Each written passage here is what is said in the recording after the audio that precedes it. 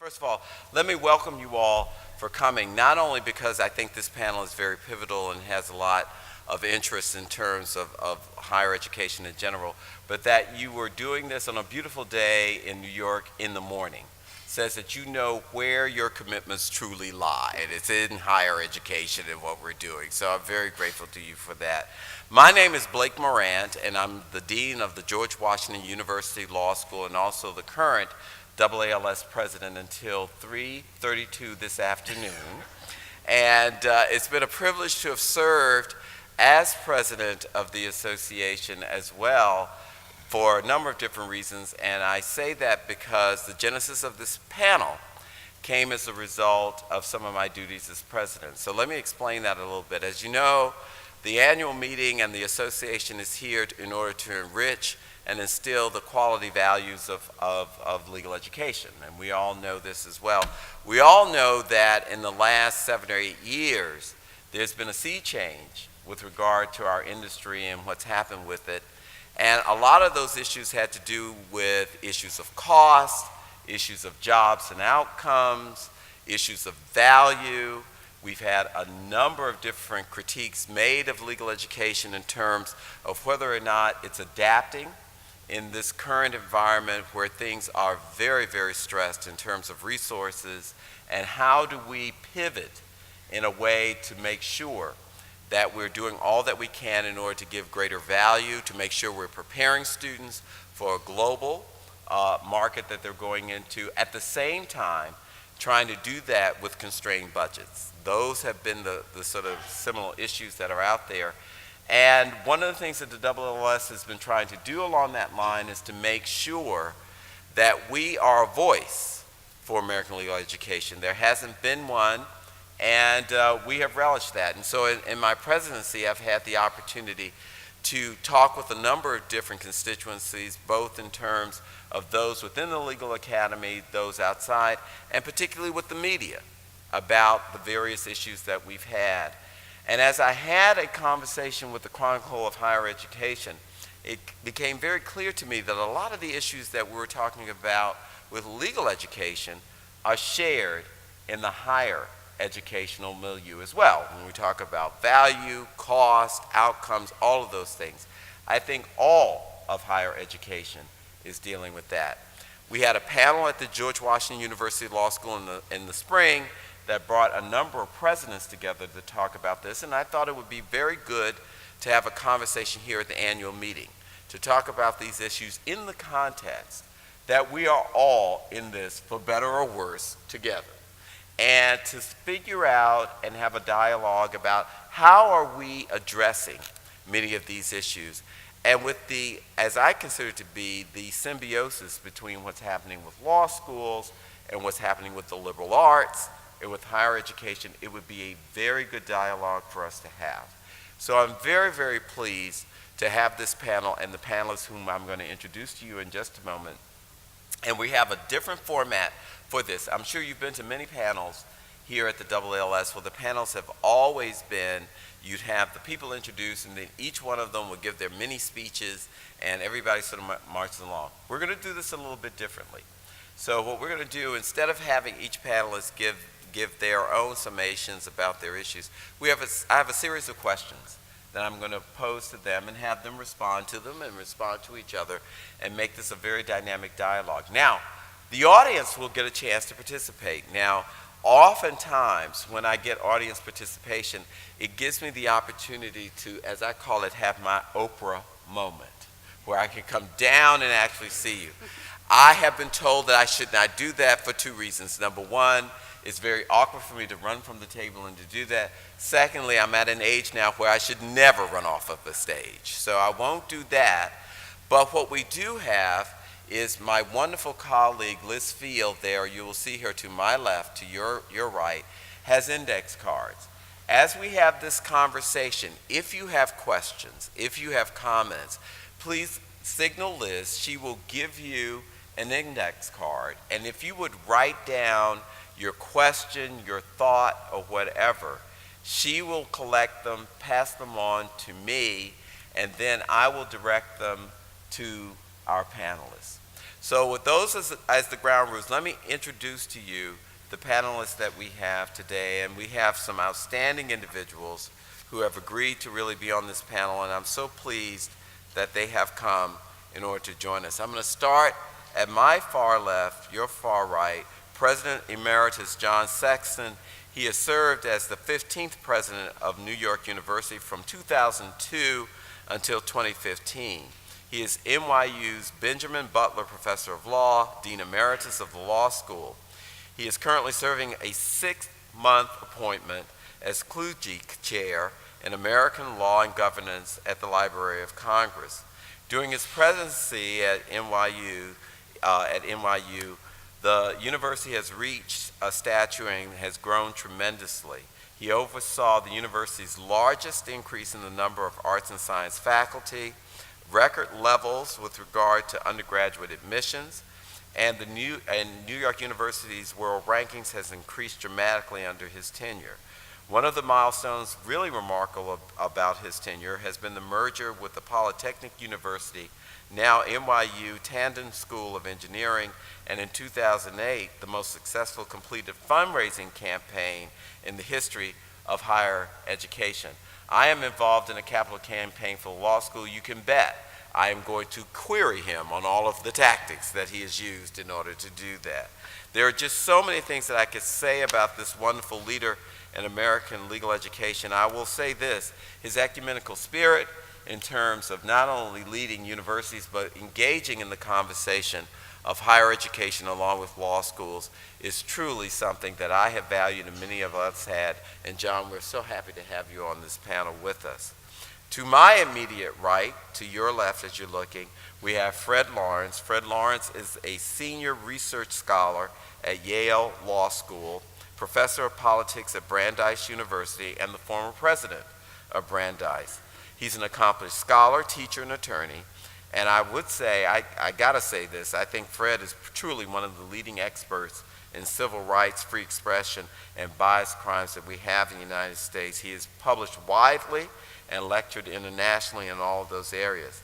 As president of Brandeis, he strengthened ties between the university and its alumni, focused on sustaining the university's historical commitment to educational access through financial aid.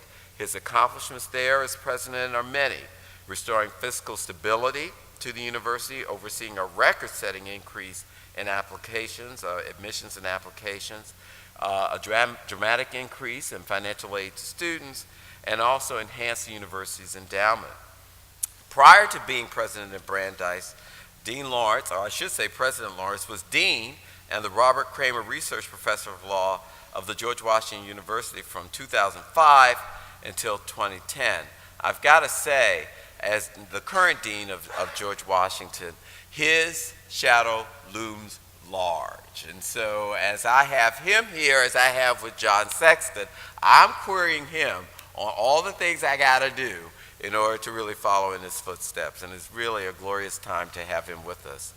To my immediate left, to your right, we have Ellen Podgor. She is the Gary R. Trombley Family White-Collar Crime Research Professor at Stetson University College of Law.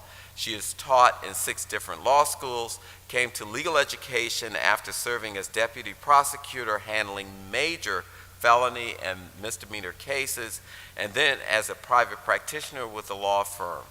She is a co-author of numerous books and articles, including the Horn Book on white-collar crime. Professor Podgor has chaired both the criminal justice and the sexual orientation and gender identity sections of the Association of American Law Schools, as the immediate past president of the Southeastern Association of Law Schools, also known as SEALS. In 2010, she received the Robert C. Henney Award.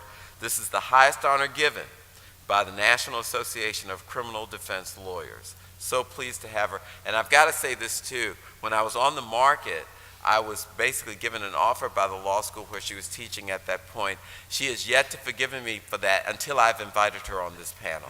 So this is absolution in its truest sense. And last but not least, to my right is Natalie Kitroeff. Natalie Kitroeff is an education reporter for for Bloomberg Businessweek, where she covers higher education and student debt. She was previously a researcher at the New York Times and the Council on Foreign Relations. And as I mentioned in my prologue, basically speaking, I've been speaking out as president of AALS with a number of media concerns, and I had the opportunity to speak with Natalie, who is a wonderful example of why it is great to have the fourth estate. She is bright, she is intuitive, she's very curious, she's also very much into knowing about legal education and how we're addressing these issues, and she rounds out our panel admirably. So Natalie, thank you very much. It's great to have you. Now that I have the introductions out of the way, let's get to the questions, which are many and varied. And I'm going to start really, and I'm going to direct them to various individuals, but after those individuals have commented, I'm going to allow you to sort of reply to those if you have any. And I'm going to start with one that has as its general topic students. So all of us out there who are at law schools recognize there's never been a more challenging time in terms of admissions. And when we talk about that, we look at admissions as a variable which prior to 2008 was almost an assumption. If all of us will remember, we had plenty of people applying to law schools at that time. After the Great Recession, after the publicity with regard to all of the issues that American legal education has, we've seen a dramatic downturn. And there have been a lot of commentary about why that downturn has been as a result of, has it been because there are not enough jobs? Does it have to do with the expense of legal education? All of those variety of things. That is also juxtaposed with the competition for those students. So if we're in a market-based kind of situation, you now have all of these competing law schools and institutions. And I say law schools, but we also see this in higher education in general, competing for this now shrunken group of market individuals. So I want to direct the first question to Fred Lawrence, who's seeing this from both specters. How do we deal with this issue of really getting individuals? It's going to be kind of two-part. How do we educate students on the value proposition of higher education, in particular, law schools in general? And how do we deal with having to compete for these students in a way that truly gives us the best bang for our buck? So let me start. Thank you, Blake. Let me first say, and I think John will resonate with this, this is very much a homecoming meeting for me. This is my first AALS meeting in about 6 years. And as a recovering president, there's something very nice about being home in the Legal Academy. So, Blake, thank you for asking me to join in this. And everything I hear about what's happening at my former law school that I still hold dear in my heart, you are doing great things. And I used to wear that tie, so I'm glad to see somebody still wearing it. I also like to see if I can surprise John Sexton at least once per panel. So here's something you don't know, I don't think, and that is that my late father was a 1939 grad of what was then called Brooklyn Polytechnic Institute, now folded into NYU, so you have both my father and my son among your alumni base. I would have been surprised by that, but for the fact you told me it yesterday at breakfast. That's not true. So I think the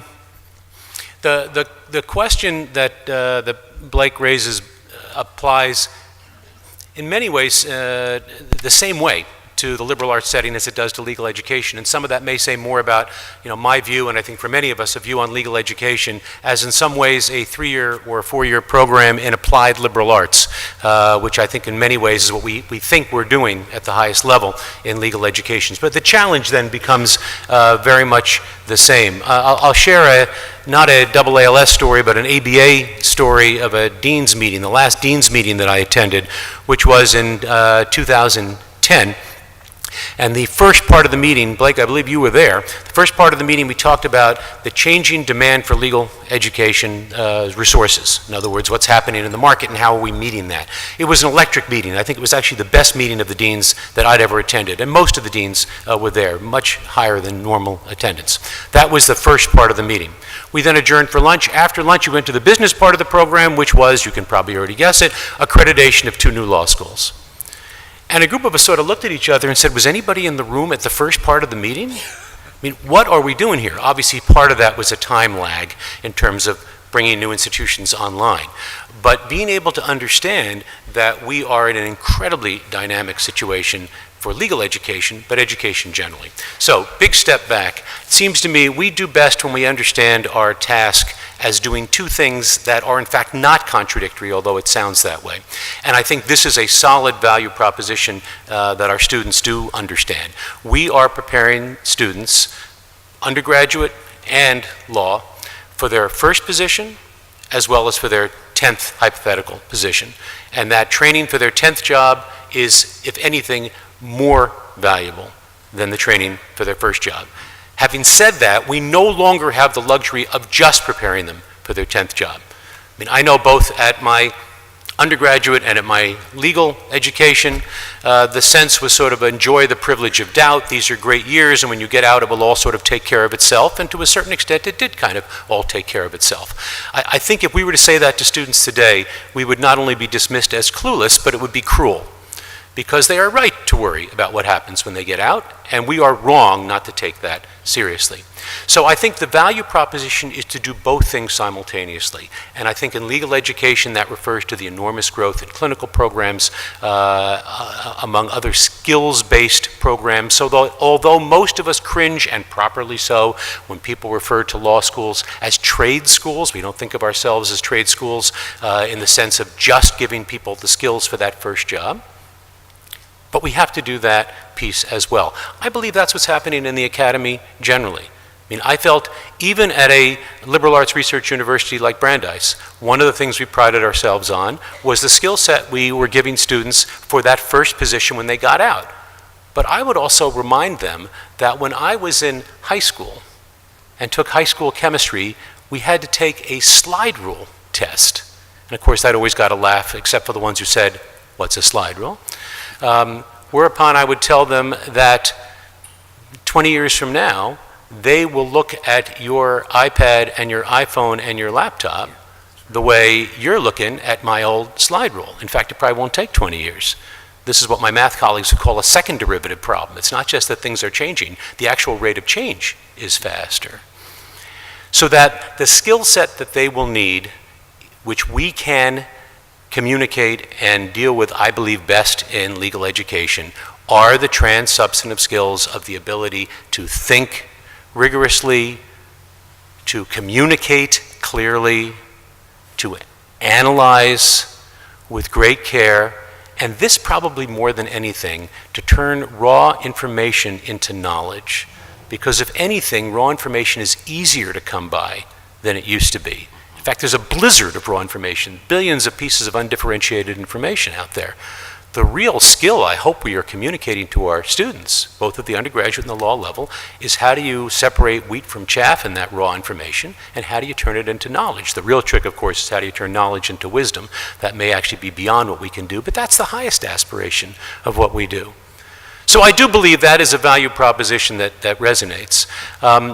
I will just add one other piece, and then I'll let others join in, and that is particularly now in legal education, it's not just the first job and the 10th job, it's also understanding a wide funnel of what one does with a law degree. It used to be sort of commonplace to say it's not just training for law, but I think that's not just a tagline anymore. I think that's critical to what we're about.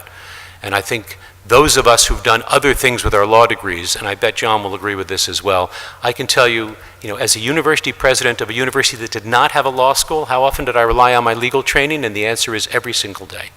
Every single day. And how I process information and to how I thought about things. We, at the end of the day, are data-driven and we are process-driven. All lawyer jokes aside, if you are data-driven and process-driven, you will get most things, if not right, you'll get them better than if you weren't oriented in that direction. Wonderful start, Fred. And I want to find out from others if you have comments about this, because the beauty of what I see as liberal arts education and legal education is that it gives students the tools to be able to navigate what looks like a career arc, to take advantage of those things. But how do we translate that into students appreciating that so that they will want what we give them? 14 years ago, I was in the position of appointing my successor, which is a very odd position, and then to have your successor report to you. So I made a promise to myself and to the law school and to him that was painful, because I loved the law school at NYU. I love legal education. And that was that I wouldn't let anybody, not even my beloved friend Alan Morrison, who's here today, talk to me about legal education or law schools or NYU Law School until I was at the end of my presidency. So I've turned down all invitations to be on panels like this for the last 14 years. And this is my first, and I know things have changed, and I know that many of you are strangers to me and I to you. So here I am back, and delighted to be back. The law school at NYU has welcomed me back wonderfully, although I remain a university professor, and most of my teaching will still be to undergraduates. I'm actually scheduled to teach civil procedure, so I'm very excited.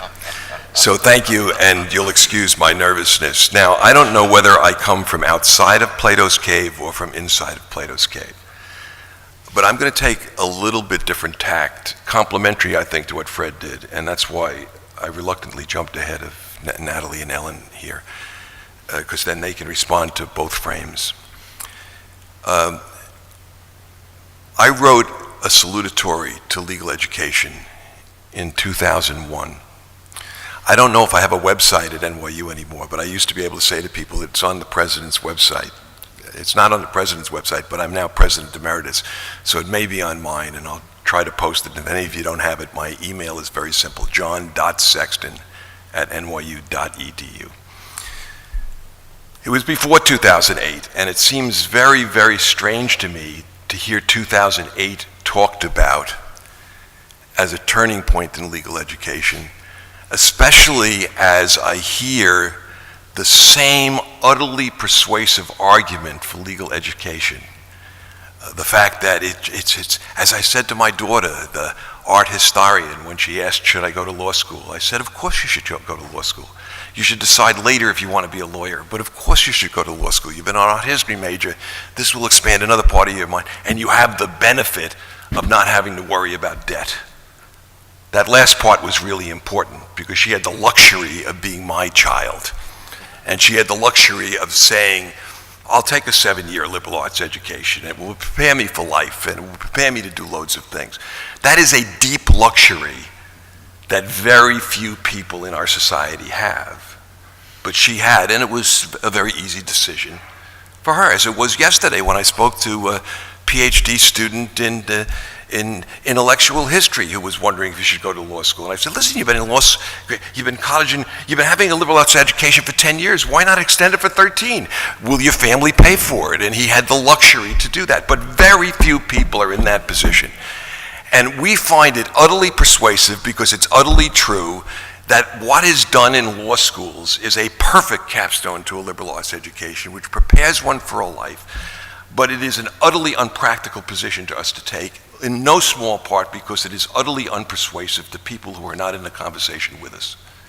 And the interesting thing is, for 14 years, I've been in conversations with university presidents where there is an equally, utterly unpersuasive argument to anyone other than those in the room who are utterly persuaded by it that's made.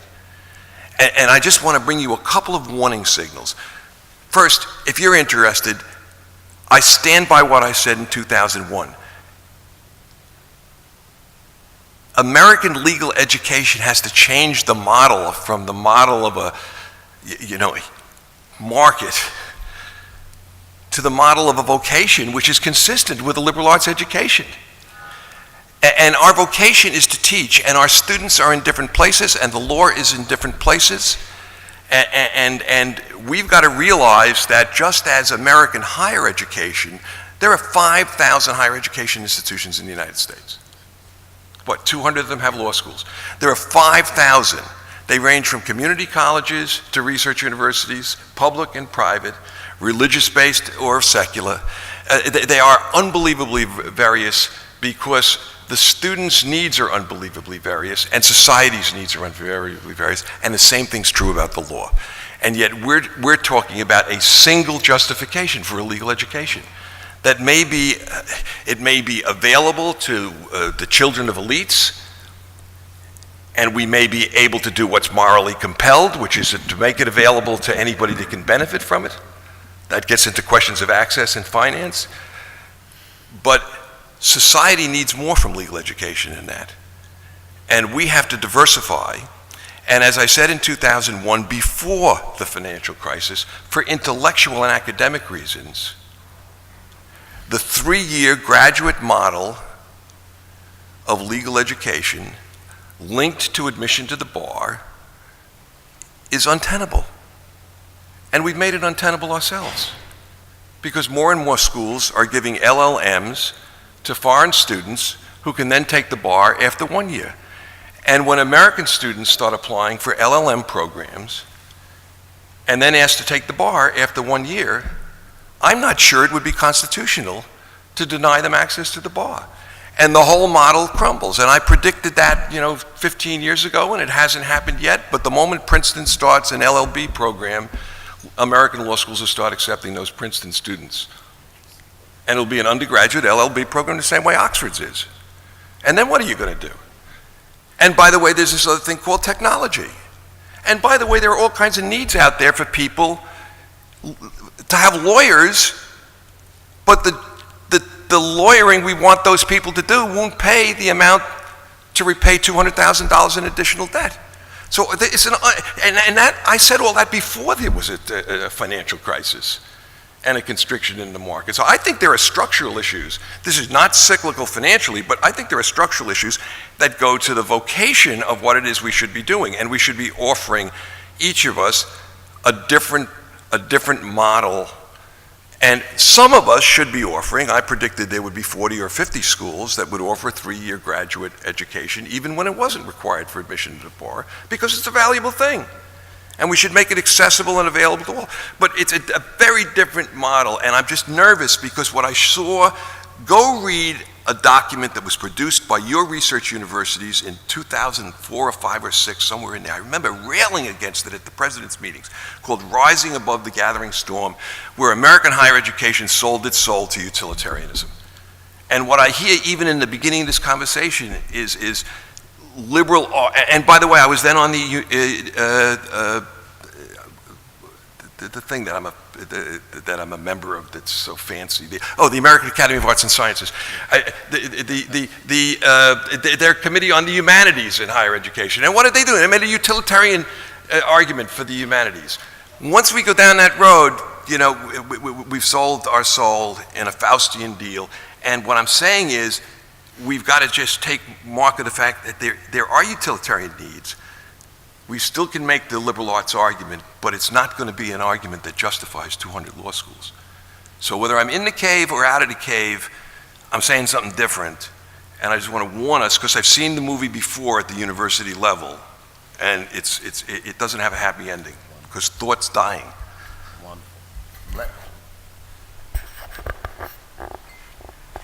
John, your spirit is admirable, and you've gotten us off to a rousing start. Let me follow up on that and sort of weave it into a part, because you bring up a lot of different issues that sort of, no, it's great. Bring up a lot of different issues.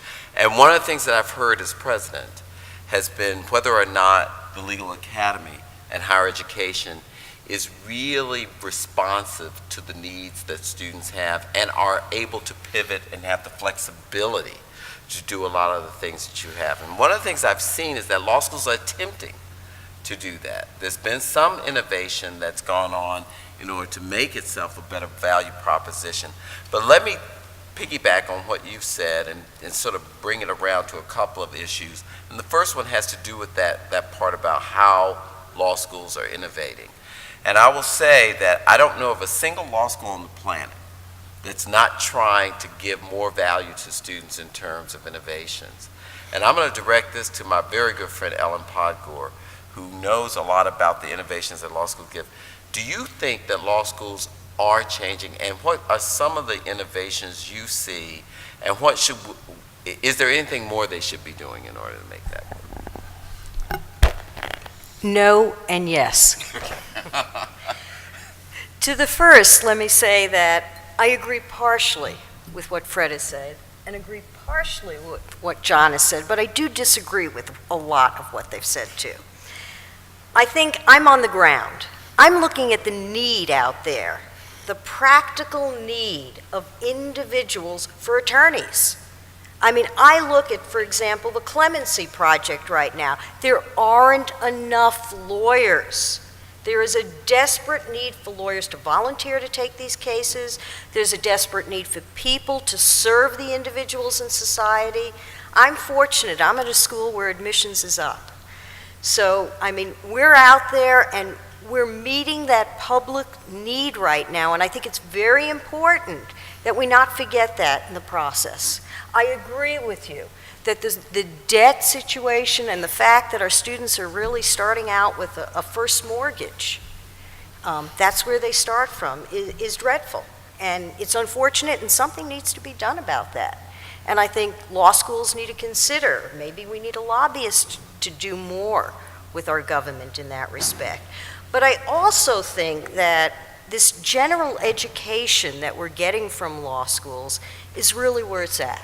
I mean, I look at every course I teach right now, and this may be frightening to hear, but there's not a single course that I teach that I took in law school. So, I mean, that tells you something about the changing environment and the fact that you have to be innovative and that law schools have to be thinking about what are they actually doing? What are they training? I call it multifaceted learning. We have to be thinking about teaching students how to deal with society. We have to think about things like emotional intelligence, cultural awareness. They have to be prepared to deal with issues of sexual identity, knowing the difference between gender expression, gender identity. These are things that students need to graduate knowing. They need to know the differences between connecting with people, how to connect with people, and why that's important in society.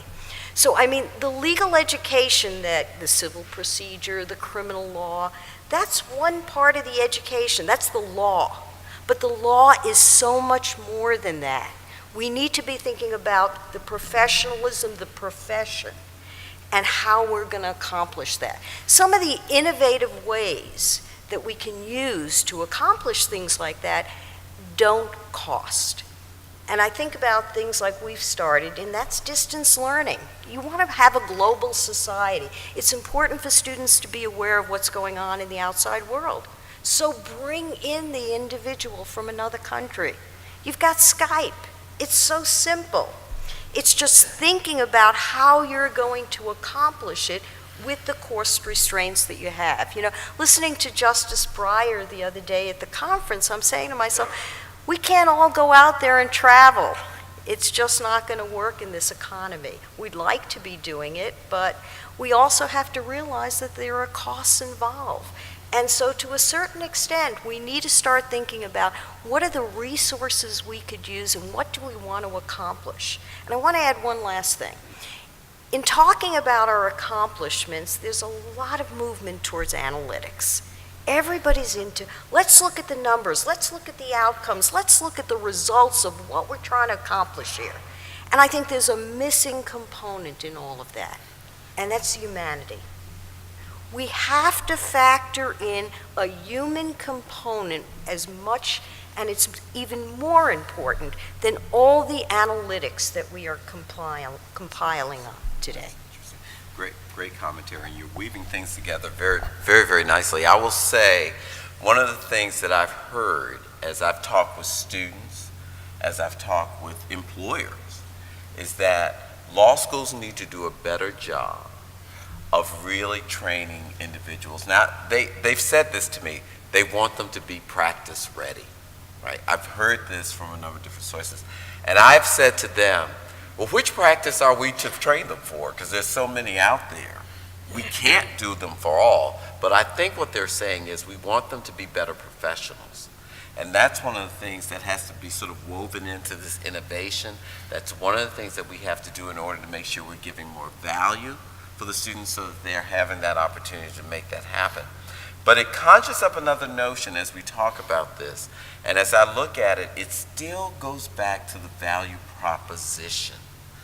Are we giving students value at a time where the cost of education has really skyrocketed a great deal? And Natalie, I want to bring you into the conversation because I know in a lot of sense when we had a conversation, cost was something that you were talking about. Would you share with them the kind of things that you asked me about in terms of the value proposition, the cost of legal education, and how that's of interest Sure. to the public? I mean, I think, to start out, I'm obviously very outside the world that you all inhabit, but let me give you an outside perspective. I mean, it doesn't look like the rest of the world is so high on law schools right now. I hate to be the bearer of news that you all already know, but law school applications are set to hit they hit a 15-year low this year. Enrollments are plummeting. They've been plummeting since 2010.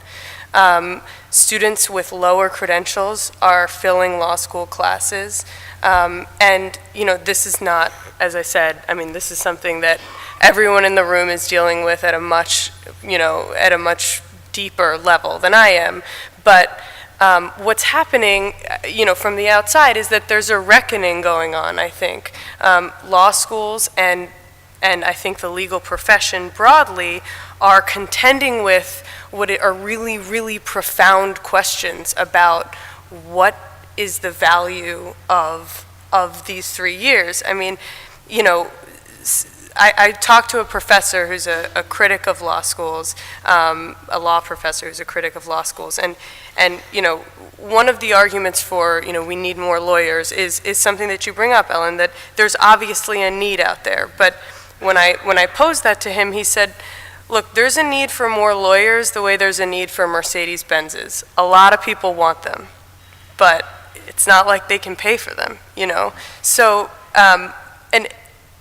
so the question is, and this is here we find the paradox, right? There is an access to justice gap in this country, and it's not just at the lowest end of the legal profession, it's at the middle. I mean, middle-income people do not have lawyers for the things that they need them for, things like landlord disputes, So it's not that the need isn't there, it's not that lawyers aren't in demand or that the service isn't valuable, but they can't pay for the service that they need. And so what's come in to kind of supplement that are innovations like, LegalZoom. Some of these services that provide lawyers that, as John kind of alluded to this, they pay lawyers less, they pay them like $80,000, $70,000, $60,000 coming out of law school. And so one of the questions I have for all of you is, if that is, and I understand, my parents are professors at a liberal arts college, so I understand very personally the value of the education, and and I'm not just kind of throwing that out there, I really do.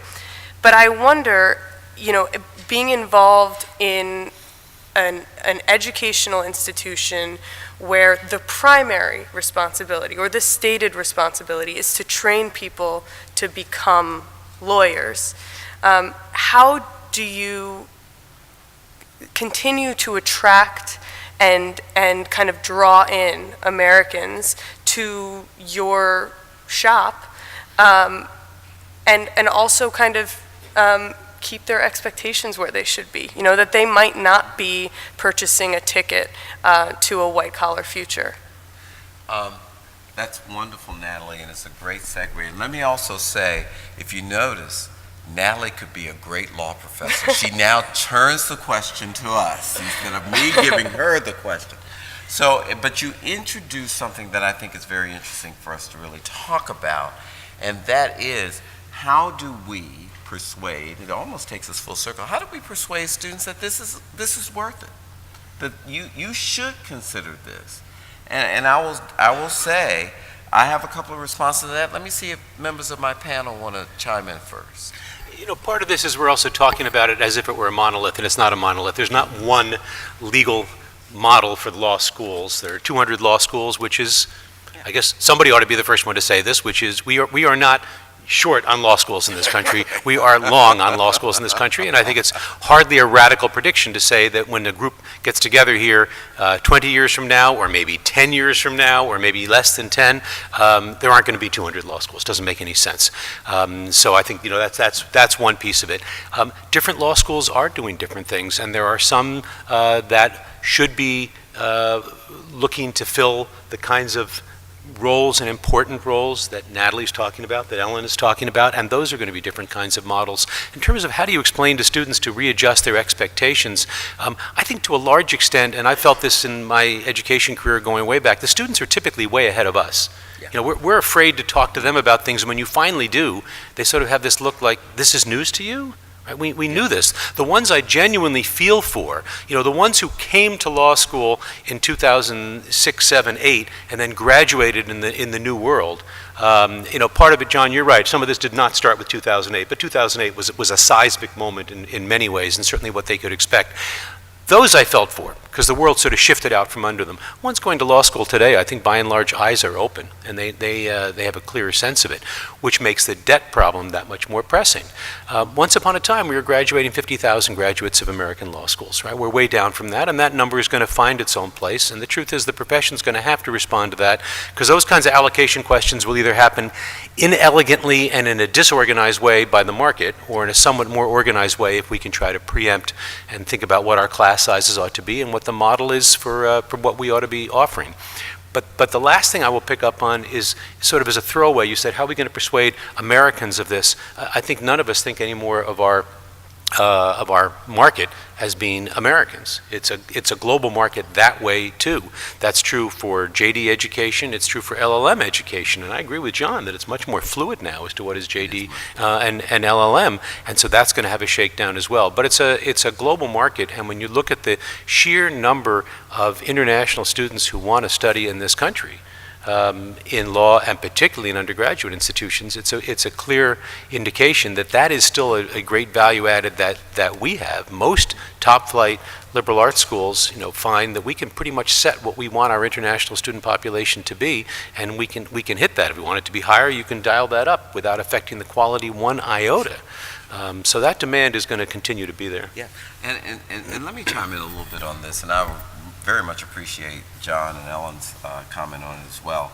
And that is, I do believe that for a long period of time, we suffered with a little bit, now I'll say this in quote, a little bit of hubris. I mean, there was a time when people just assumed that when I go to college, that would maximize my earning potential. It was assumed if after college, I go to law school. And I will say this, during past economic recessions, it used to be the common thread that students would say, oh, I've graduated from college, there are not a lot of jobs out there, I'll go to law school. And in 3 years, the economy will be better, I'll be better trained, and I'll have a much better job. That didn't happen with this recession. And so I think we've been caught in this conundrum of now having to explain to students the value proposition of pursuing an education. I hadn't had to do that as much in the past. I didn't have to do it as much.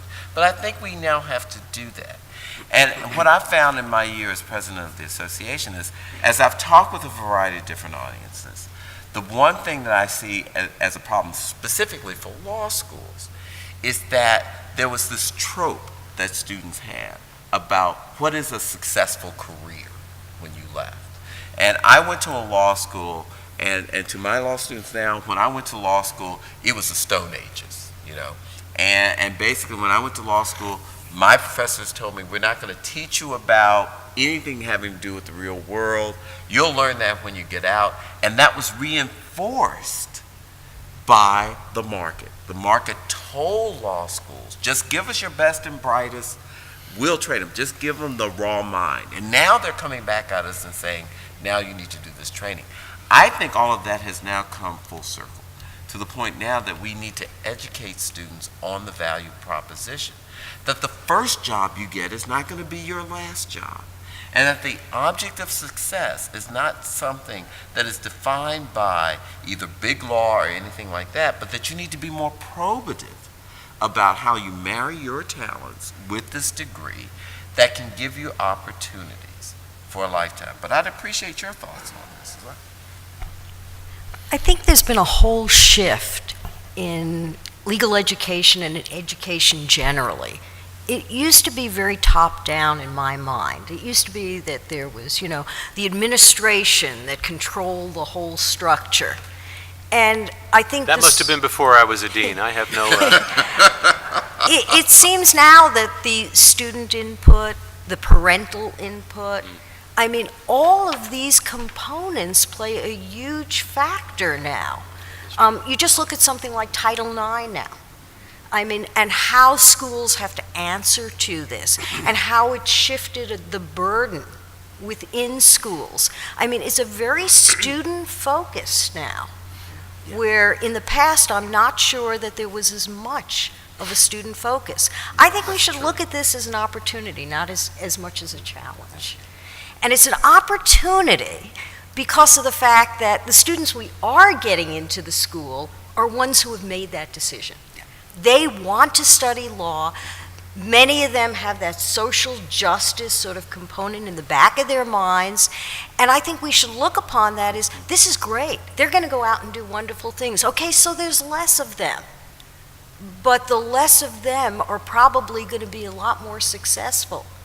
And we should grab them and encourage them to take that path, as opposed to necessarily looking. I know from the perspective of a business model, I always think of my MBA in the background, from a business model, that's not, where you want to be from a law school perspective or from a university perspective. But in the long term, I always wonder if the business model really rises to the top because of the fact that you have something that's really educational and something that's of value that's really offered and that's appreciated. Huge comment. Let me remind people, if you have a question or a comment, please, Liz, where are you? Are you out there? Liz, you're there? Okay, if you have a question or comment, please get a card, write your question down so we can sort of put it into our conversation. John, this sort of goes back to your comment with regard to whether or not we need to rethink the model that we have. And let me say this, when I've been on the stump this year, I think, Natalie, there was only one media person who didn't ask me, did you hear the president's comment that law schools should be 2 years and 2 years only?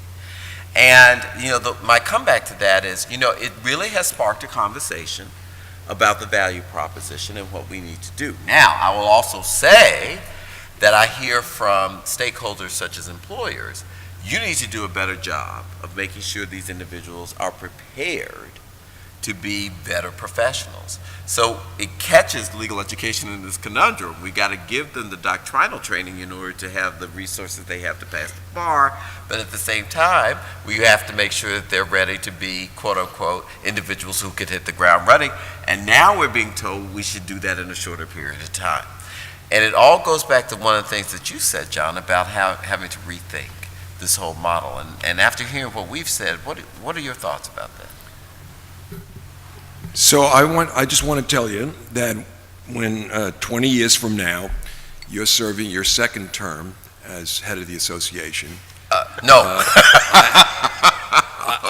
I have no fear that there will be fewer law schools than today. In fact, I'm going to go, as is my want, because this is why I said the eccentric has returned, I'm going to say there are going to be 500 law schools. And this is why I think there isn't as much of a conundrum as there appears. But you remember when I opened, I said there are 5,000 colleges and universities in this country today. Only 200 have chosen to have law schools. That gives you some sense of the differentiation. There's a wide variety among the colleges and universities with different missions. And if we're doing things right, I mean, look, I was educated by the Jesuits, so that's like having two parents that were professors at liberal arts, and they're still trying to get me to join. A wonderful marriage and 2 children and 3 grandchildren later, and there's a way in which I am a Jesuit, and they consider NYU the largest Jesuit university in the world. So for me, you can't say to a group of professors, you might be able to say to a group of business school professors or law school professors, so maybe I could say it here, that each element in that 5,000 college and university orchestra has to know its value proposition. The Jesuits would call it ratio studiorum. So you can say that to liberal arts professors, and you can say it to the Faculty of Arts and Sciences. You got to know your ratio studiorum. And those 500 law schools are going to have to know their ratio studiorum, and it's going to link to the undeniable need for legal services. But they're not all going to be presenting the kind of education that Katie Sexton went to law school to get, deciding only later to become a legal aid lawyer. It was 50-50 whether she'd become a foundation officer. Because what she wanted to, and what I'm trying to urge us to do is to step out of the picture and not think of it as a market issue, but to accept the fact that, put aside the market, there are structural problems academically in a system that says to the world, if you went to Oxford for your undergraduate education, you can come to law school for a year and take the New York State Bar. And if you went to Princeton for your undergraduate education, you got to come for 3 years. And clients, by the way, even sophisticated clients, don't recognize the difference between the Oxford graduate and the Princeton graduate later on. And that should tell us something about the academic untenability of a universal argument for 200 law schools. And what I'm saying is that universal argument's not there, and you have to make a differentiated argument. And that means everybody can't pretend to be at one of the schools that, when everything works itself out, ought to be giving the education that has all of the elements, as opposed to the education that prepares people to do something that's much more targeted and feels much more trade school. And that's what 450 of those 500 law schools are going to be doing. And the AALS has got to decide, are they, quote, worthy of membership, close quote. Then the issue becomes, do we give access and affordability to all the parts of the orchestra for all students, no matter what zip code they're born in? So I would say, if you're in the violin section, along with, whatever 40 schools are in the violin section, it is mandatory that you have a loan repayment assistance program. That's as good as the best loan repayment assistance program out there. And you've got to build that into your budget as part of doing it. But that's the kind of thinking I'm urging to break out of this. To sit and pretend that we can all be what Harvard Law School thinks it should be is the mistake. And the fact of the matter is that there isn't the need for all Mercedes, okay? But automobile market makers don't sell all Mercedes. And the problem is, yes, the kids are going to law school, but just like the people that are in the billion-dollar lottery, they all think they're going to win the Mercedes. And that's the problem. And we got to be much more forthcoming and much more differentiated. And that's the educational component that I think we're now finding ourselves in, right? In terms of really educating students and prospective students on why it is this is a good value proposition. Let me bring something in that came in from the audience on this, which I think is very interesting. Thank you so much. And one has to do with an elaboration of a point that we made before, and it has to do with this idea of the critical thing. Well, let me start with this, that as we've talked with various stakeholders, the thing that goes very well, or what I consider we do very well in traditional legal education, is training students to think critically, to think outside of the box on problems, to be sort of problem solvers that look at both sides of the multiplicity of sides of an issue and that type of thing. I think legal education has done a pretty good job of that. What is now the challenge is how do we do that in the context of being demanded of us to make sure that students are quote unquote ready to hit the market, as I'll say.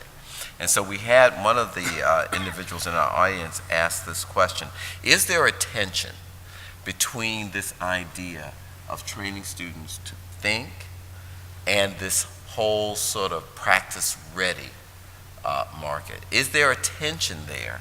And is that tension one that law schools can successfully resolve? Any comments? Sure. I think there is most definitely a tension. And I think you see it depending upon the law school and depending upon the organization you're looking at, you'll see how that tension plays out. The whole idea of adding 6 experiential learning requirements at some schools is very difficult. At other schools, it's like, we've had this for years. So, I mean, that's something that a school has to deal with. They have to recognize that if you're going to make students practice ready, which is important, then you have to have some type of skills and experiential learning. On the other hand, we have to not think of law schools as a place of higher education where we think outside the box. We have to think of law schools and as law professors specifically as people who change the law and as people who write to change the law. So the scholarly component of a law school cannot be lost in this. And I think that's where the tension really comes in. Some people are saying, who cares about what you write? It's worthless, you know, it's just killing trees. But I think it's very important. If you look at how the law has changed over the years, it's because of the scholarly expression of different scholars. And so finding that balance between the two of moving the law forward and yet also training students at the same time, that's what a university professor and a law professor does. And I think we need to keep that. But how you accomplish it, I leave it to people like you, the deans, to do that. On top of everything else. Let me piggyback on that, and it sort of circles back to the seminal question that Natalie sort of threw at us. How do we explain the value proposition for the liberal arts and law school? Because I put them both in the same category. So let me tell you why I do that. So when I was interviewed by the Chronicle of Higher Education, the individual asked me, why is it that individuals consider getting a higher degree or whatever very valuable? And my response to that was, well, first of all, for undergraduates, and I will admit I was speaking personally, the undergraduate sort of experience is one that's really fairly broad-based. In addition to really expanding your knowledge base and expanding your thinking, it was almost like a bridge to adulthood. And at least that it was for me. And it was the last opportunity I think I had to really sort of instill a sense of intellectual curiosity, a sense of thinking about the world in a much more broader context than I ever would have had I not gone to college. So that component has somehow gotten lost in the conversation about value, because so much of the value proposition was, what kind of job will they get as soon as they finish this? And is it a job that's going to pay them enough money to A, pay for their loans and give them this assistance that they have?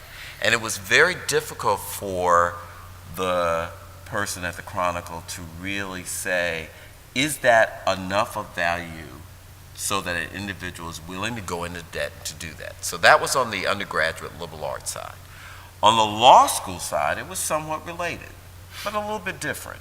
So here it is, law school is a professional school, and as Natalie was asking, why is this valuable enough for a person to go into debt, to then go out and do this? And my response to the Chronicle reporter was this. First of all, law school is a place that really trains you how to think, but also how to teach yourself various rudiments of how to learn areas of the law. So for example, when I came out of law school, I was the government contracts attorney for all of Fort Bragg. I had never taken a course in government contracts when I was in law school. I had no idea what that was when I was given that job, but I have the training to be able to learn how to do it. And that's the thing that we have not taught, or at least told the market, this is what we do. So with that as a sort of priming of the pump, should we do more to really let students know? We're going to teach you a number of different things that are going to be valuable to you, but the biggest thing that we want to do is to give you the tools so that you can optimize the opportunities that come afterwards. And in that, in and of itself, is value. Should we be doing it? Can I also just, this is, Please. I guess it's another real question. I guess, so the question is, why does someone choose law school then over business school? I mean, and this is, I totally and completely buy into the argument that there is real analytical and critical thinking that is unique to legal teaching. But if we step out of this room for a second and we look at the world of higher ed, we have $1.3 trillion in student debt right now. That's, you know, most of it is for undergraduate debt. So you have a class of people that are coming into the professional world in a financial hole from the moment that they begin. And so 1 in 4 people are in default on those loans or delinquent on those loans. So and when I say financial hole, I mean, you know, they're struggling. So there's the situation facing the humans that would consume the product, and I hate to put it in these terms, but this is what's happening, are just have less freedom to kind of take a chance, I think, on some of this stuff. And so, I mean, I'm interested to hear from John about what the world looks like in, 20 years from now. Is it that law schools like Harvard are offering 2-year programs? Is it that there are just many more LLM-like programs? And then kind of what happens then? If we make it easier for people to become lawyers, then what do they do once they're lawyers if nobody has jobs right now? I mean, I just wonder kind of where you see, is it that they become kind of lawyers for places like LegalZoom where they're making less, but they're doing real legal work? And then just kind of in a broader way for everybody else here, how, and I understand maybe the answer is what you were getting at, Fred, which is that there are just smaller classes of people that really want to be there, that really love the law. And kind of maybe the other answer is to convey that there is something specific about legal education and training that's just different from an MBA, which is 2 years and, is obviously very different. But anyway, a set of Great. probably Focus. incoherent You questions. directed it to John first. I'll let him take a first stab. Well, just to be clear, I don't want to consume too much time, but if I were the ruler of the universe, which I'm not, Let's say you are. There'd be what I think is going to happen. I think it's going to be forced to happen. Is that higher education generally is going to be forced to think more about why it does what it does and how that plays to the willingness of society to support it. I'm talking about higher education generally. The one thing we know, I don't kill the messenger, but the one thing we know is that 20 years from now, a smaller percentage of the gross domestic product of the United States, all sources, government and private, meaning people's willingness to pay and borrow and so forth, that percentage devoted to higher education and certainly graduate education, like legal education, is going to be lower than it is today. Because there are 5 demands on the gross domestic product expenditures that we can list ahead of higher education in society's view of things. This will not be true for the world generally, and you'll see a shift away from the United States in terms of excellence in higher education. But that's a fact, and that's going to play back into higher education. And that's going to force higher education and each element in it, including legal education, to think about how it balances hopefully preserving the excellence that we're talking about here and assuming we all, that's the conversation we have with ourselves. We always talk about the excellence in higher education or the excellence in, but we're only talking about, at most 300 or 400 colleges and universities when we talk about that out of 5,000. I mean, that is what we talk about in rooms like this as presidents and of colleges and universities is not what makes St. Francis College in Brooklyn, where I started my career, great. And it is great, but it's great for different reasons from what NYU is. And that's why it's cost a lot less. Yeah. Because the idea that I taught 5 courses last year as president of a university is mind-boggling to people at NYU. But at St. Francis, that's less than how much you teach in a semester. Yeah. So I mean, there's a different way of viewing things, and not everybody's doing research in my model, and not everybody, and no, why use Harvard? Use the best law school in the world, NYU. One of the two. Thank you very Well, much. I used to say, Thank you. Just so we're parochial and clear. just so you know that I'm not that parochial. Even as dean of NYU, I used to say we were one of the 8 schools that could claim to be in the top 5. But in any case, those schools are not going to be 2-year schools or 1-year schools or only preparing people to do clemency work or a much more targeted thing. But there will be schools in the orchestra to do that. And for the 1812 Overture, you need the percussion people Yes. as well as the violinists. And what people have got to do is, I mean, this has an effect on the lives of his constituency because all of them, no matter where they are, view themselves on the archetypal model of the law professor, and they connect themselves now more, many of them worthily to but it's going to require a reevaluation. But yes, some students are going to be making a different bargain, hopefully with transparent information about what they're choosing. Absolutely. And they're going to be coming and saying, yeah, I want to do good for, but, now Katie Sexton may still have chosen the 3-year liberal arts graduate to prepare her for legal aid children's division. And what I'm saying is every university that decides to be in the violence section damn well better have a good loan repayment assistance program so they're not only getting the children of the elites. Yeah, and let me say, and John, you've pointed this out very well, I don't think we need a one-size-fits-all for the educational system. This is both for undergraduate as well as law school. I mean, that's one of the things that I think has been a fallacy of our system in terms of its evaluation. And I won't get into some of the sort of systemic things that have pushed us into that realm. But I think this may be the advantage of what comes out of this, is that it'll make us much more market diverse so that we're able to do more for various different markets and for the various different needs of students. Fred, you Look, wanna I think and the truth is we're already there. I mean, we're talking about this as if we're foreseeing the future. And this is the world we're living in. There's just the way we experience our discomfort with it is to pretend it's not there. And to have a sort of distance with it. Now, I think, part of the problem, look at this in the undergraduate context, where every university seeks to become a research university, and that's ludicrous.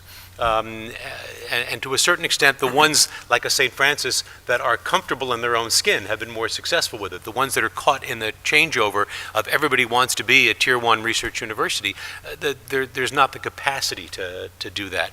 So we already have a diverse model with this. To a certain extent, what let law school applications run up to the, what we thought of as the golden age. Golden ages are one side of the coin, bubbles are the other side of that same coin. Is there a lot of people who are going to law school who had no particular interest, if you cross-examine them, about why it was law school. Why are they now going to business school? Some of them always should have gone to business school. Law school was sort of an odd fit. People who went to law school thinking this was a good way to make a lot of money, you go back to my uncle's generation when they were going to law school, they never thought of law school as a way of making a big salary. If they wanted to do that, they would have gone into business or something else. They thought they would make a good, comfortable salary, they could make a difference, and at the high aspiration, they could really support their families well. And by and large, they did. But that's what they thought they were doing at law school. So in many ways, what happened in the period of the 90s, and particularly some of the go-go years up to the crash, is there was a misperception of what law schools could provide. So I think you're getting a shakedown now in many ways that's kind of a healthy thing, that the students who are going, I think, do have a clearer sense of why they want to be in law school. And again, I think what to some of us is eye-opening stuff, to students is long since been priced in to what they're doing. I do agree with John on the loan forgiveness side, and I guess the other piece I would just add, to that 1.3 trillion number, which is a big number, but also masks the fact that for many students, their educations already are highly subsidized. I would always tell people that the average graduate from Brandeis with debt graduated with about $28,000 in debt after 4 years. Those are the ones with debt, and I had a third of my students who didn't have debt. So if you factored that in, the total average debt of those students would be lower. That's a pretty good investment for those students. I think the graduate level is where this problem becomes a lot more pressing, because you have the students graduating from law school. They are the ones who are graduating with debt that's bigger than my first mortgage by a factor of 2. So that's a bigger issue in terms of financial aid. I want to get to a couple of questions that I got from the audience that basically relate to a number of the comments that we've made. And first, if I'm reading this correctly, has to do with the relationship between law schools and their universities. And if I'm reading this question correctly, and Natalie, I'm sure you know about this, having covered law schools so often. Law schools operate, if they are not freestanding law schools, they are operating within the universe of a university with a number of different schools.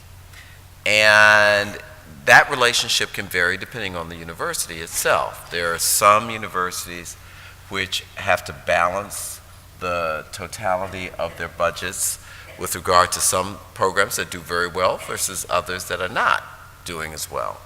And in this era where many law schools are challenged budgetarily, and I think I'm getting the genesis of this question correctly, how are, and this John will fit in your bailiwick, I think, very well, given the fact that you are the president of a university with a law school.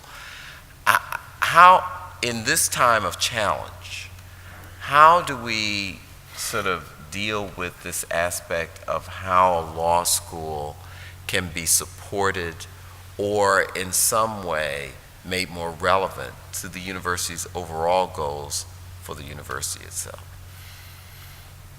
I'll be very quick on this. I've consumed too much time already. The key thing is that professors throughout the university, not just in law school, have to more and more come to understand what the university is doing as a common enterprise. Mm-hmm. And we can't approach this in a way we wouldn't think, most of us, of approaching, for example, the issue of trade. Most of us understand that tariffs are counterproductive, that trying to operate the 50 states of the United States as independent entities would not be a wise model for the economy of the United States. And probably the same thing's true when one moves beyond national boundaries.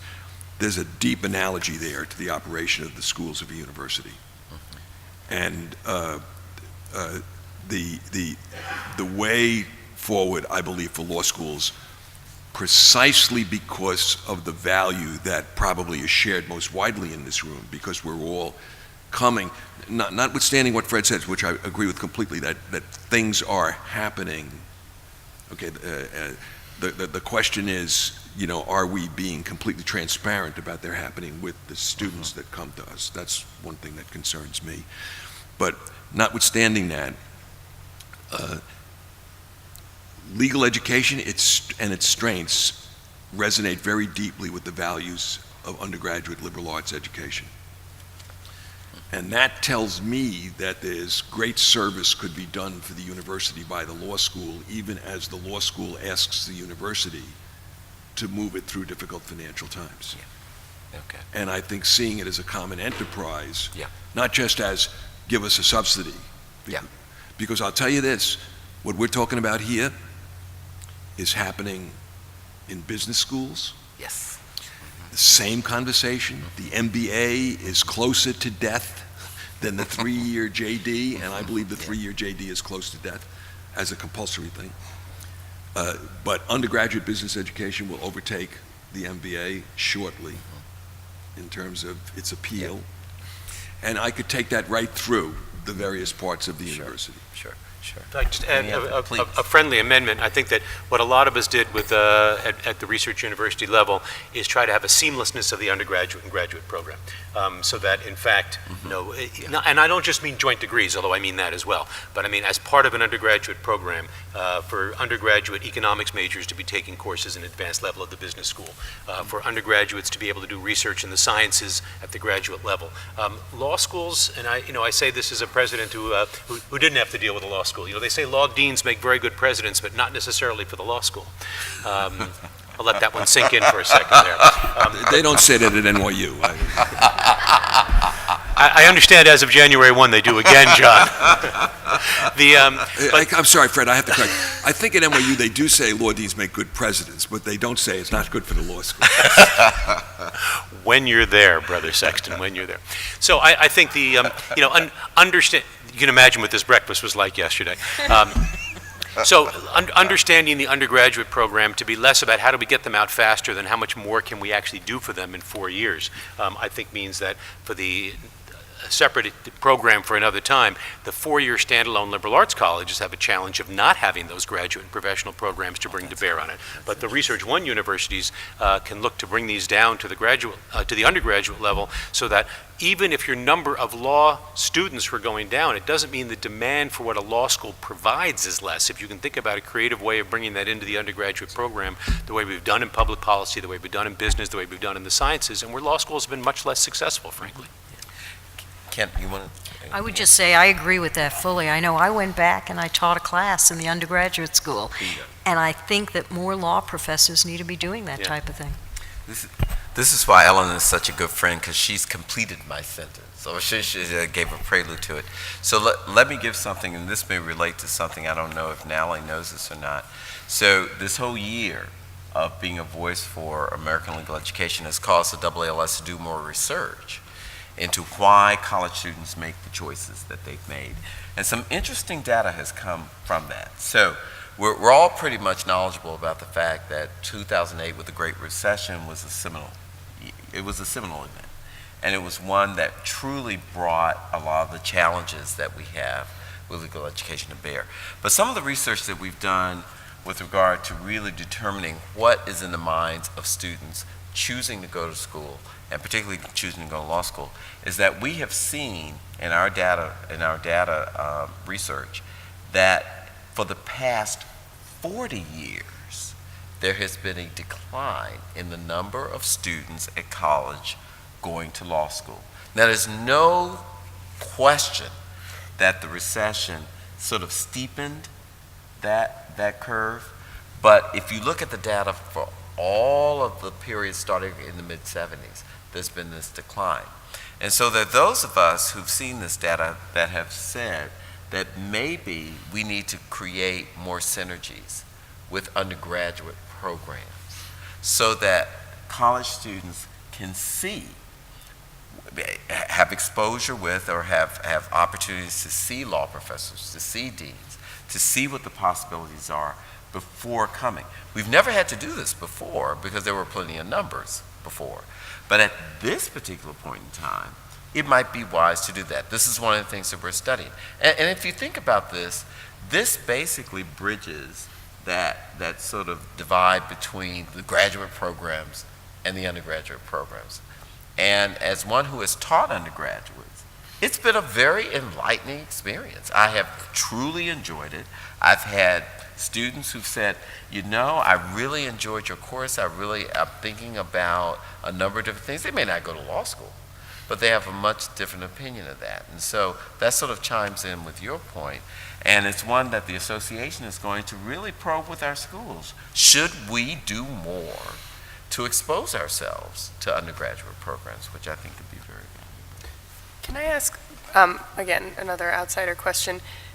And this might be obvious for you guys here, is this a shift? I mean, and I think, Fred, we talked about this on the phone briefly, but generally, what you're alluding to, John and Ellen, you saying that you taught a class, I mean, have law schools been in a position of power relative to, the home university because they've been such attractive places to come, and is that changing a little bit? It's going to vary from university to university, but I think, to a large extent, the law schools have not been as integrated in, and in part not helped they've had to. And you negotiate your budget deal and you try to get the best deal you can, but largely from a position of strength. And I think, those of us who've had the experience of teaching both law students and undergraduates, there are interesting similarities and also, really interesting differences. I mean, I don't know if you two have had this, or you three have had this experience, but it always struck me that undergraduates were far more synthetic in their thinking, that I would never make it through a class of undergraduates without somebody bringing some insight from another course. Whereas teaching first-year criminal law, I had enough trouble to make an allusion to something they'd done in torts without them saying, but that's torts.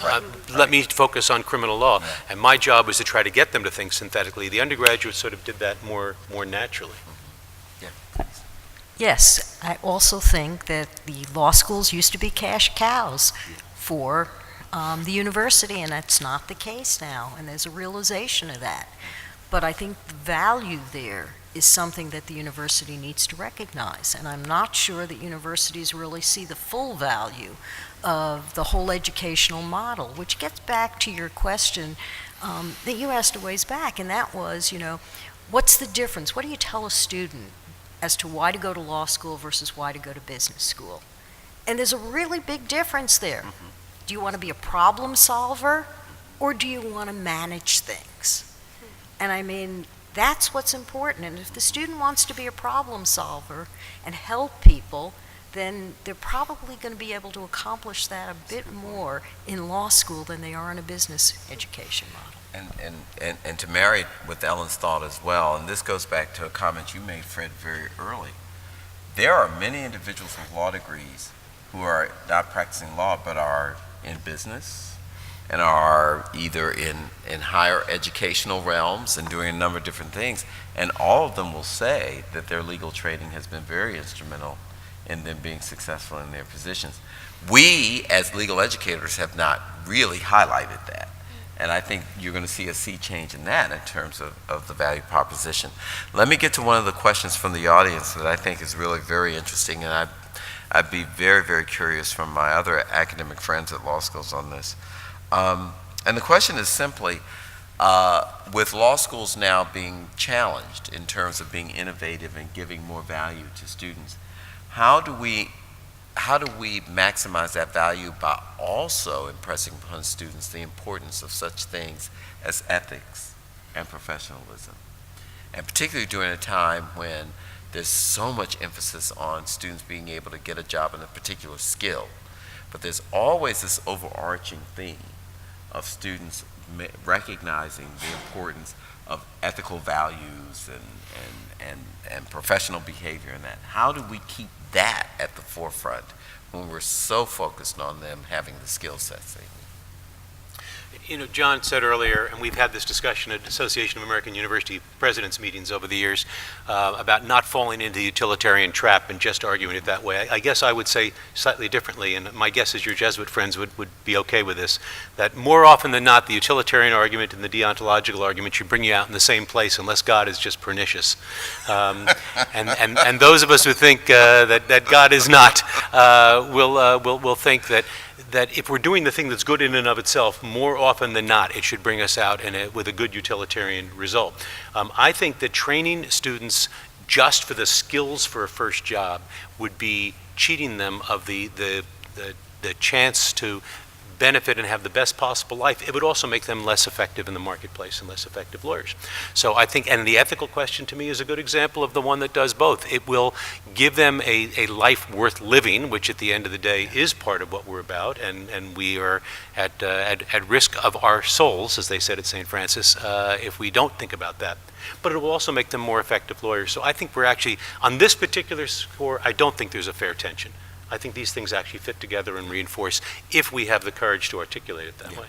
That's very helpful. And I will say, in my year of really visiting law schools, one of the things that I think that I've seen that's been very healthy is that more law schools are bringing practitioners into the law school to either co-teach or to be in programs to expose students more to the dynamics of the practice and what's necessary in order to be better professionals. So I see that as a benefit. There, in the past, that wasn't done quite as much, but I'm seeing more of that happening all the time. I'm sorry. Most of you probably don't know I have a PhD in religion and was a professor of religion before. I did this just to pique you, John. At St. Francis College before I went to law school. So I just have to say the following. My latest book, this is not what I have to say, but it'll give you a sense of my view. My latest book is called Baseball as a Road to God, and it's about the ineffable, okay, the ineffable, that which can't be caught cognitively. And what I try to say to my students, which is relevant here, and I'll offer this as a friendly amendment, although it's actually a huge substantive change from what Fred said, but I adore him too much to call it other than a friendly amendment. So, one can behave, as I say to my students, to the lowest of all standards, which is what's legal. Or one can raise the standard to what's ethical. Or one can raise the standard, to the standard of a carefully honed conscience. Or one could raise the standard to where, I've tried to live my life since the trauma of my wife's sudden death 9 years ago, of living to be worthy of the love of a genuine thou. And I think Fred hits the nail right on the head when he says what we can't do is allow a reductionism that gets us where we think that the legal is all that we should be doing. I think that's the gravamen. That's really where I do agree, and I know you and I agree.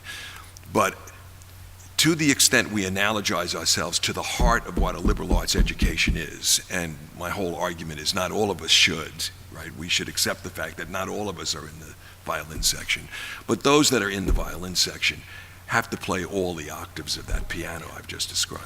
Yeah. Very helpful. We're going to bring this to a close, but to do so, I want to put forward a question that's come forward from the audience, which I think is a good summation question. And it was primarily targeted at you, John, but I think it would be great to hear from all of our panelists on this, and I'm very curious to hear your response on this, Natalie, as well. And that is, what will higher education look like 10, 15, 25, 30 years from now? What do you think it's going to look like, given everything that we've talked about in terms of the challenges, in terms of how things are changing? What will higher education look like? And when I say higher education, I mean both in terms of undergraduate and legal education. Well, we start with you, John, and we'll just sort of go on down. Well, first, also on what I assume is still a website someplace, I've written over the last 14 years several. They'll be very familiar to law professors. They're not familiar to the rest of the academy. They're what we call pathway arguments. They're not research papers. They're not postcards. They're 40, 50 pages long on an issue. And I've written about 10 or 12 of these. And the most recent, which is about a year old, was on American higher education, answering this question and how we would finance it if we had a sensible public policy. In short, it won't surprise you, I'm going to say vastly more diverse, vastly more interconnected. I'm the chairman of the board of something called the University of the People, which is accredited now. If you're a high school graduate, you're fluent in English, you have access to the internet, and you're abjectly poor, you're admitted, and it's a free, online, integrated, peer-to-peer learning, volunteer teachers. You're in a class with 32 people. It looks like a college, and you get a degree at the end. You're going to have things like that, you all the way up to research universities. And the key is going to be not having a caste system where kids end up at the University of the People because they're other people's kids and not the kids of the elites. That's the horror of things like a president who wants his kids to go to one of 12 schools saying to people that don't know the difference, oh, community college is free. And they end up going to the local community college instead of inquiring about financial aid in the violin section. Sure. So, there are very delicate issues here, but it's going to look very, very much more diverse, but very, very much more interconnected. And hopefully, assuming we get past the obvious counterforces, the world will be a much more integrated intellectual community of idea capitals, and universities and law schools and so forth will operate much more fluidly in that process. Interesting. Ellen? I'm going to speak about the law schools, what I think the law schools would look like. I think we're going to be much more of a multifaceted learning environment. I don't think we're going to teach in the silos that we teach in right now. I think that it's going to be much more of a problem orientation and the resolution of problems, maybe kind of like the business model of case method, as opposed to teaching more of the straight case Socratic type methods that many schools still use. And I think some of the skills we're going to be teaching are very different. We're going to teach things like information management. How do you deal with all the information you're getting? And how do you organize that information? I think those are going to be the kind of skills that we're going to have to focus on. Well, John and Ellen have done a lot of the work. I get to just add to it. Instead of from the how are we going to teach them, who are the they is what I'll say a word about. And I think that's going to look different, particularly on the undergraduate level, where even now it's begun to shift. But the mental picture so many of us have of young people, overwhelmingly American and between the age of 18 and 22, I think is already, as I say, passing, and will really be transformative. Be a lot more different ages, people coming in and out of different opportunities, starting in one place and ending in a different opportunity. Distance learning being a piece of almost everybody's education, and what it means to be global will no longer be considered something worth talking about. I mean, I used to say when I would tell groups of applicants and their parents that we had 120 countries represented on campus, I could always tell the age of somebody in the room by how they responded. Right? People my age and older would say, wow, and the undergraduates would say something like, I bet you have hot and cold running water too. Because the world comes that way with people from all over the world, and I think that's only going to increase. Fantastic. Natalie, you have any ideas after hearing all of us? This is when Natalie's president of... Yeah, right. 20 years from now. I mean, I think it's going to be smaller in every sense of the word. I think the niche aspect that John hits on is crucial for the survival of universities, but also of law schools. And I hope, and I sort of think that given the trends that have exploded, I mean, student debt is supposed to double in the next 10 years. That's $2.5 trillion. That type of pressure on an economy will produce changes. And I think that the change will be that that places that don't innovate or lower prices will ultimately go away, and that students will seek out, and I don't know if it's going to be community colleges or some version of the schools that they're already going to that are smaller or more focused, or, I mean, at the business school, I also cover business school. At the business school level, you see a lot of schools that are billing themselves as the school for environmental business or the school for healthcare and business. That seems like a smart strategy for me. A lot of schools are doing executive MBAs that are tailored to a very specific type of person. Those sorts of downsizing, but I mean, maybe it's downsizing, but going deeper, I think that it's at a certain point, 10 years from now, there's going to be no option other than that not for the cream of the crop, but for the bottom half. And there's just no other way forward when you consider the fact that young people in this country it's just the new reality is being heavily indebted for what this thing is. And so the thing itself needs to become, and I think will become, more bang for your buck and more focused. And in conclusion, I'll just simply say, I see flexibility. I see hopefully a greater degree of nimbleness. I mean, that's one of the things that I think caught law schools, and I think all of higher education, if not by surprise, certainly by design. The ability to be able to pivot to really meet market demands, I see that's going to be very critical, and I think you're going to see schools be a bit more gradually on that score. I also see that globalization is going to have its effect, and I think there was a question that came out, I didn't have enough time to really get that I think that you're going to see markets now that typically schools did not really mind.